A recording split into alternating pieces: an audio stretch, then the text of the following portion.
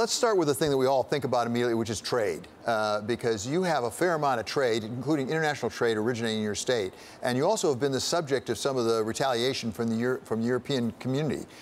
How is trade affecting your state at this point, and particularly the president's policies? Yeah, I mean, there's several parts to that. Let's try to break it down. Most broadly, from a trade perspective, each of the last 3 years has been an all-time record for our state in terms of exports. Last year, $32 billion.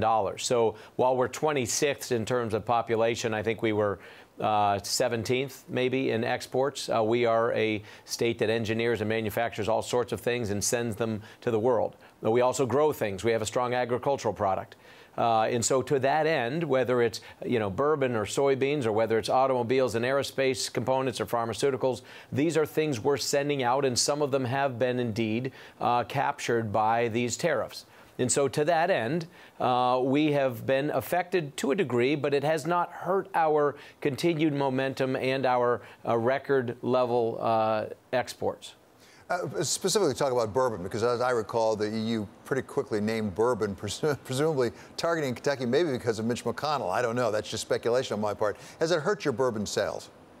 Here's the people who sell bourbon would say that it has, but I do know this. They sold more bourbon in 2018 than they did in 17, and we're on track in 2019 to sell even more.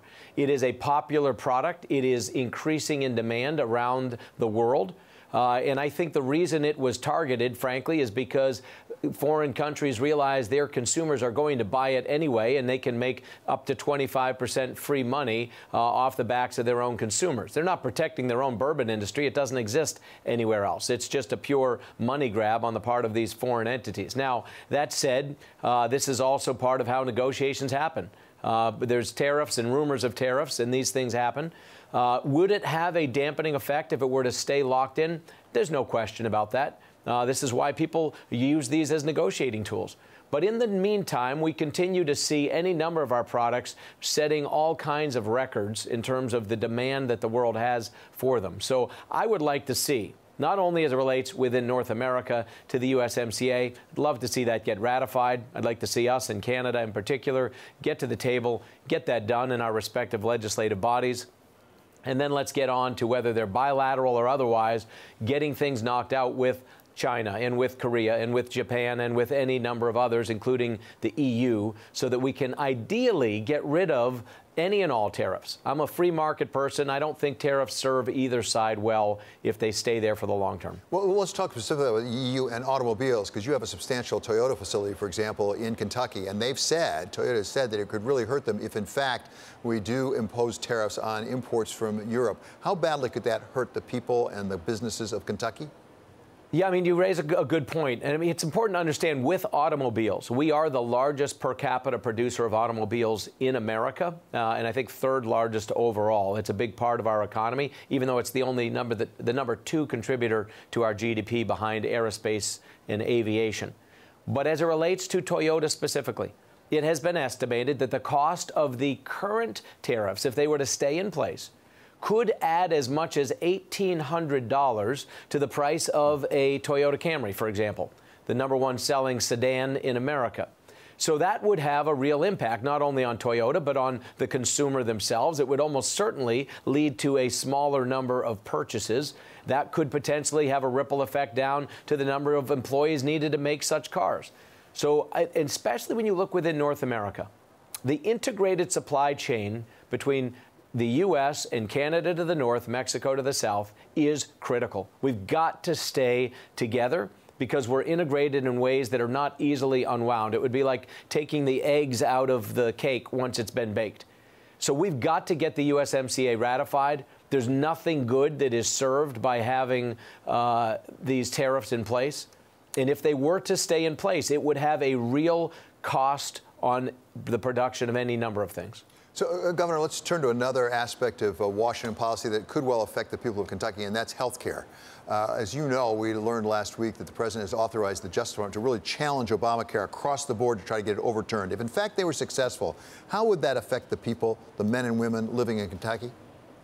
This is an interesting conversation, because I was the first state, ours was the first state, based on my driving for this since the President Obama was in office, to allow Medicaid recipients who are able-bodied, working-aged men and women, some of those who, under the Affordable Care Act, were given expanded Medicaid, to be able to have the requirement to do something in exchange for their health care. If, in fact, they are able-bodied men and women with no dependents, that they would do something in exchange for their health care coverage.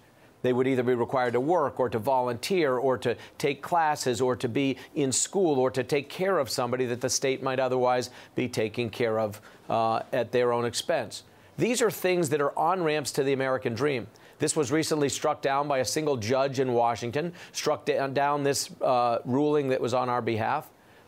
We had the ability to require these things, as did Arkansas. Other states, a dozen others, have applied and are at various stages of this. So this is a real battle, and I think the president is saying that one size does not fit all. Universal coverage is a pipe dream. It really is. It has had a dampening effect on how effective health care really is. I mean, really, you think about this. We've had more people covered, but less access, and the cost is going up. The whole purpose of our requirement is that we want people to have better health outcomes. And if at the end of the day we can get better health outcomes, I think this should be a goal both within the states and at the federal level. So I support the president challenging the notion that the Affordable Care Act has been either affordable or very much providing of care. And where are you on things like pre-existing conditions? Because one of the concerns that's being expressed is if, in fact, Obamacare gets just struck down across the board, we would not have the requirement for insurance companies to accept people with pre-existing conditions, which I think is pretty popular in most parts of the country. It is. And in fact, in our state, before the Affordable Care Act, we had an insurance pool. It was a high-risk pool that was used dollars off of insurance premiums to care for this very group you're talking about. It has to be taken care of. And there are proposals out there. There are competing ones. I just was with Senator Cassidy earlier, Bill Cassidy from Louisiana, a medical doctor and a man who spent a lot of time on this. People like Rick Santorum, former U.S. Senator, has been spending a lot of time on this. There are proposals that I've worked with these gentlemen and others on that would accommodate the very things and the concerns you've raised, while also coming up with an alternative to the Affordable Care Act by devolving a lot of the responsibility back to the state level. And I think these things could be cared for. I do think we have a responsibility to take care of pre-existing conditions, especially when you consider what some of those are. Now, you and I share a commonality in that we have both adopted children. If you are in the process of adopting, I personally experienced this when it was considered a pre-existing condition. And I actually lost health care coverage for a period of time because of this pre-existing condition of being in the adoption process. So there's a lot of unintended consequences that need to be looked into. Yeah, Governor, finally, just briefly, I know you are a devoted father. I want to ask you about vaccinations because it's so much in the news right now. I know you have a position on vaccinations. Do you understand where other devoted fathers would be worried about their children going to school with people who had not been vaccinated? What is your thinking on this?